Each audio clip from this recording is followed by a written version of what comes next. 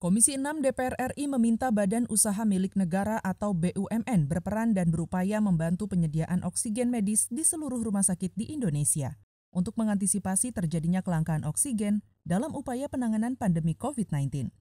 Di Gedung Nusantara 1 DPR RI Jakarta, Wakil Ketua Komisi 6 DPR RI Martin Manurung mengatakan, kelangkaan pasokan oksigen medis harus diantisipasi dengan meningkatkan jumlah produksi oksigen oleh industri dan menjaga proses distribusi berjalan cepat dan lancar. Untuk itu, Kementerian BUMN harus berperan aktif melakukan upaya-upaya tersebut dan menjalani kerjasama dengan perusahaan-perusahaan swasta yang bergerak di industri tabung gas medis, termasuk pengendalian harga tabung dan isi ulang oksigen.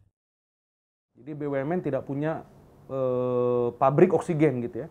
Nah, itu adanya di swasta. Tapi BUMN bisa mendukung dari sisi distribusi seperti yang dilakukan oleh Pertamina ya dengan menyuplai isotank misalnya. Wakil Ketua Komisi 6 DPR RI Martin Manurung juga mendorong BUMN mendukung riset dan penelitian yang dilakukan para ilmuwan di dalam negeri dalam mengembangkan dan memproduksi vaksin nasional hingga proses uji klinis agar Indonesia mampu menghasilkan vaksin nasional. Nah, karena itu ke depan kita harus punya kemandirian dalam hal vaksin.